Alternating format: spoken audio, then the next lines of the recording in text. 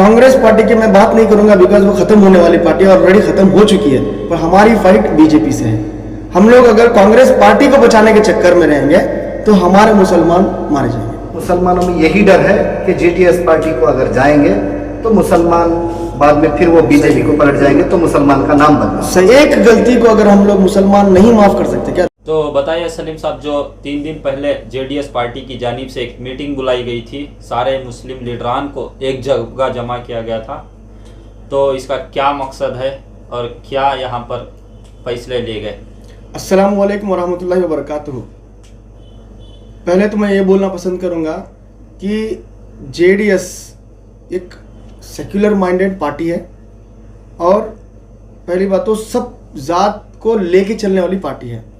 तो ये सिर्फ और सिर्फ माइनॉरिटी मीटिंग नहीं थी जो परसों मुनक़्क़द की गई थी। 7 दिन का वर्कशॉप था जिसमें क्रिश्चियन कम्युनिटी को भी लिया था, SC ST, minority, youth, students, हर तबके के लोगों को एक वर्कशॉप के जैसे हमने ये मीटिंग मुनक़्क़द की गई थी।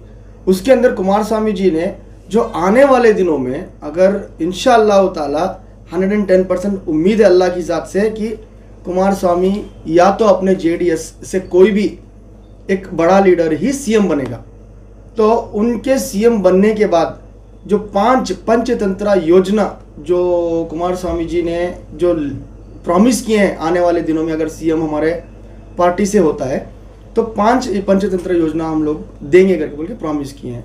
तो उसके साथ साथ हमें कैसे अप्रोच करना है, मुसलमानों को रहने दो, क्रिश्चियन कम्युनिटी उनके कम्युनिटी को कैसे अप्रोच करेगी कि ये पंचतंत्र योजना में हम लोग क्या क्या सहूलतें दी हैं करके बोल के। आखिर में मैं आपको पंचतंत्र योजना का जो स्क्रिप्ट मैं दूंगा आप वो लगा सकते हैं, लोग वो देख सकते हैं, बड़ा एलॉबरेशन में वो। आने वाले 2023 की इलेक्शन तैयारी की जा रही है इस वर्कशॉप से। जेडीएस का जो एक 1 2 3 मिशन है, यानी कि 120% मिशन है, वो कहीं ना कहीं कम नजर आ रहा है। सरकार बनाने के लिए जो मिशन हमारा है इंशाअल्लाह ताला वो मिशन हम पूरा करेंगे। आने वाले दिनों में रहबर जो बन सकता है मोहल्ले का या तो उनकी कॉन्स्टिट्यूंसी का, उसी को कैंडिडेट चुन के हम लोग देंगे इंशाअल्लाह। आने वाले दिनों में जो भी कैंडिडेट बनेगा या जीतेगा इंशाअल्लाह वो रहबरी करेगा, मुसलमान हो या हिंदू हो या क्रिश्चियन हो या सिख हो। कम्युनिटी के वास्ते आपने क्या आगे बढ़कर जेडीएस से हो या आपकी खुद की तरफ से हो क्या किया है आपने? सर देखो 2019 जुलाई में माइनॉरिटी प्रेसिडेंट बनाया गया, तो आपको शायद पता होगा कि सितंबर में बाढ़ आती है, फ्लड्स कि उत्तर कर्नाटका करावली एरिया में बाढ़ आती है। तो हम लोगों ने 4 कैंटर माइनॉरिटी बेंगलुरु सिटी की तरफ से 4 कैंटर हम लोगों ने खुद अपने पैसों से खरीद के 4 कैंटर भर के कपड़े और रेशन रहने दो, हर चीज़ की जो जो उनको ज़रूरत थी वहाँ पे वो हर चीज़ हम लोग ले जाके वहाँ पे मोहल्ले एरिया हम लोगों ने बांटे हैं। तो ये हम लोगों ने काम किया। उसके साथ ये जो कोविड जो 3 साल 2.5 साल से जो कोविड का टाइम जो चल रहा है, तो अल्हम्दुलिल्लाह हमारे 3000 एक्टिव मेंबर्स हैं। माइनॉरिटी बेंगलुरु सिटी की मैं अगर बात करूँ तो 3000 मेंबर्स हैं। तो 3000 मेंबर्स जिसमें से मैक्सिमम लोगों ने 24 घंटे ऑक्सीजन की फैसिलिटी के रहने दो, अपना कॉन्सेंट्रेटर के रिहाइश से और बेड अलोकेट करने के हिसाब से, और टोटल अगर आप देखें पूरे बेंगलुरु सिटी के अंदर 8 एम्बुलेंस हमारी माइनॉरिटी की तरफ से चल रही हैं, जो कि सिर्फ मेरे ज़ाती पैसे से मैंने 2 एम्बुलेंस लगाई हैं। तो जो कि एक कॉरपोरेटर हो या MLA हो जो अपने दूसरे पार्टियों का मैं अगर बात करूं तो उनके मुकाबले में हमारा वार्ड प्रेसिडेंट जो काम किया है उन्होंने नहीं काम किया। मैं आपको प्रूफ के साथ में देता हूँ आपको। जी, क्या आप इसको मानते हैं कि जेडीएस पार्टी कमज़ोर है कर्नाटक में? कर्नाटक में जेडीएस पार्टी कमज़ोर हो नहीं रही है। हम अगर मुसलमान क्रिश्चियंस जो SC ST अगर जेडीएस का साथ दें तो कर्नाटका में नंबर 1 और एक मात्र पार्टी बचेगी, वो रहेगी जेडीएस। तो इसमें हम मुसलमानों को सोचना चाहिए कि आने वाले दिनों में जो मुसलमानों को जो तकलीफ़ें अभी भी जो तकलीफ़ें हैं या आने वाले दिनों में तकलीफ़ें आने वाली हैं, तो उसको अगर कोई भी बचा सकती है तो एक ही पार्टी है, वो जेडीएस पार्टी है। तो कहीं ना कहीं सारे मुसलमान मिलकर कांग्रेस पार्टी को बचाने में लगे हुए हैं। सर देखो, कांग्रेस पार्टी की मैं बात नहीं करूंगा बिकॉज वो खत्म होने वाली पार्टी ऑलरेडी खत्म हो चुकी है। 30% भी कांग्रेस पार्टी पावर में नहीं है। अगर देखा जाए 100% में बीजेपी 7 पर, हमारी फाइट बीजेपी से है। हम लोग अगर कांग्रेस पार्टी को बचाने के चक्कर में रहेंगे तो हमारे मुसलमान मारे जाएंगे। तो 190 पर 8 वार्ड जो बेंगलुरु सिटी के अंदर, अगर मैं कॉर्पोरेटर बीबीएमपी इलेक्शंस की बात करूं तो 198 वार्ड्स में पूरे पार्टियों से, कांग्रेस, एसडीपीआई, जेडीएस, एआईएमआईएम, आम आदमी पार्टी, जितने भी पार्टियां हैं जो अपने आप को सेक्युलर कहती हैं, उसमें से कितने मुसलमानों को जिता के लेके आए आप बताएं सर? 10 बस। तो सिर्फ 10 कैंडिडेट हमारे जीते हैं कॉर्पोरेटर में। तो ये क्या हो गया है, अब एक मुट्ठी अगर अब रागी लो तो आधी रागी इधर चली गई है, ये मुसलमान है, आधी रागी कांग्रेस के पॉकेट में चली गई है, आधी रागी बढ़ गई है। तो इसी तरीके से अब सोच बदलना बहुत ज़रूरी है। आने वाले दिनों में मस्जिदों के जिम्मेदारों, जो जिम्मेदार हैं मस्जिद के, उनकी सोच बदलना बहुत ज़रूरी है। जैसे तमिलनाडु में, जैसे आंध्रा में, जैसे केरला में, जैसा दीदी वेस्ट बंगाल में, जो कि उन्होंने भी सरकार बनाई थी बीजेपी के साथ मिलके पहले, तो आज क्यों उनको सपोर्ट करके वन साइड इलेक्शन जिता के तमिलनाडु में, आंध्रा में, केरला में और अपने वेस्ट बंगाल में जैसे इंडिविजुअली सीएम बना हुआ है, तो वैसे क्यों हम लोग नहीं बना सकते? तो मस्जिदों के जिम्मेदार निकल आए बाहर। तो जो भी अच्छा कैंडिडेट, मैं ये नहीं बोल रहा हूँ कि जेडीएस को जिताएं, जेडीएस को, मैं हमारे मुसलमानों को जितना हो सकता है उतने मुसलमानों को बीबीएमपी की कॉर्पोरेशन की सीढ़ियाँ चढ़ाएं। तो मैं दावे के साथ कह सकता हूँ कि 75 सीट्स जो कि हमारे बड़े साहब देवेगौड़ा साहब, जफरुल्लाह खान साहब, कुमार अन्ना, और जो कि हमारे इमरान, शफीउल्लाह साहब और रोशन अब्बास साहब, जो कि माइनॉरिटी लीडर्स, ये कोशिश में लगे हैं कि मुसलमान हमारे मिनिमम ज़्यादा से ज़्यादा तादाद में कॉर्पोरेशन की सीढ़ियाँ चढ़ें और हमारे मोहल्लों की रहबरी करें और हमारे मुसलमानों की रहबरी करें।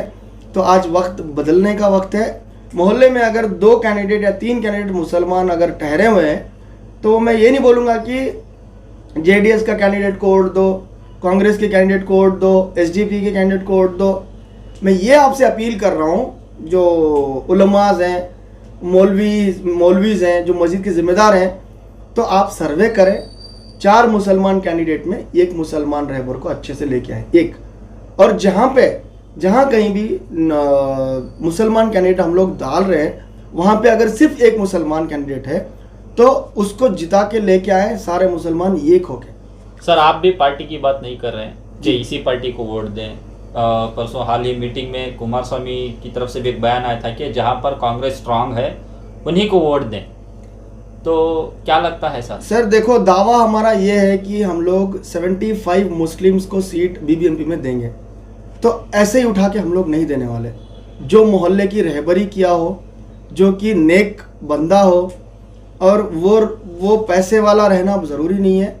ओके, अगर वो रहबरी किया हो, उसको पब्लिक फिगर हो, पब्लिक लाइक करती हो, हमें लगे कि पब्लिक अगर उसे लाइक करके जिता सकती है, तो पार्टी फंड दे के हम लोग उसे जिता के लेके आएंगे। यही इसीलिए उन्होंने दावे के साथ कहा कि हमारा अगर कैंडिडेट सही नहीं है तो तुम भी कांग्रेस को, एसडीपीआई को, किसी को भी वोट दो करके।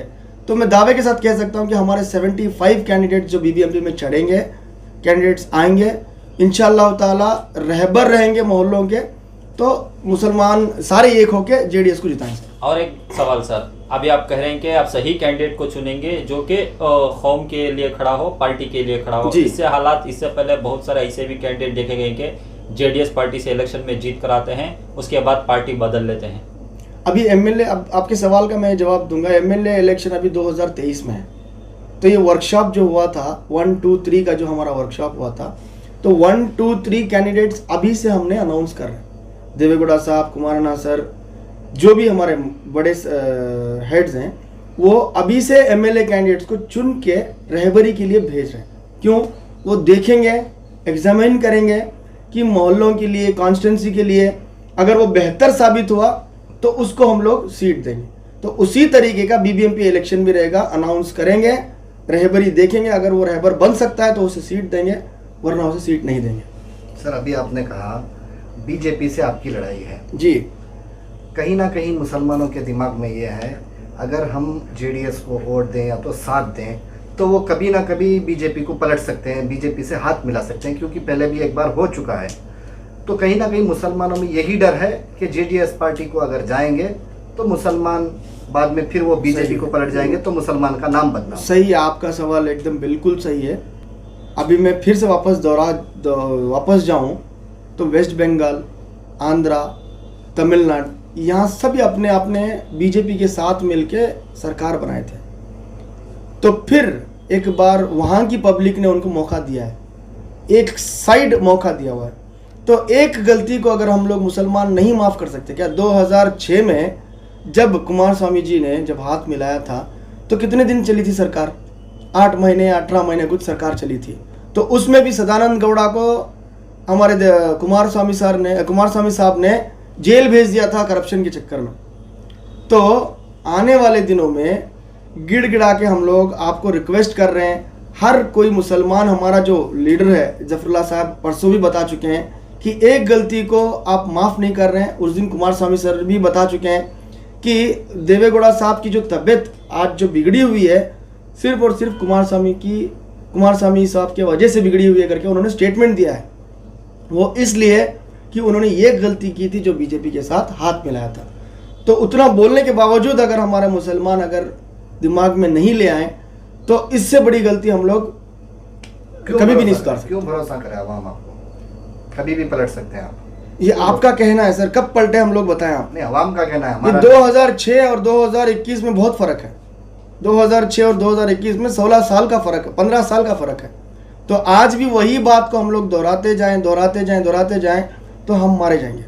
तो हम लोगों की लड़ाई सीधा बीजेपी से है, कांग्रेस से बिल्कुल भी नहीं है। आज कांग्रेस से छोड़ के, एसडीपीआई से छोड़ के जो लोग बड़े से बड़े तादाद में जो जुड़ रहे हैं, तो हमें फुर्सत नहीं है कॉल्स अटेंड करने की।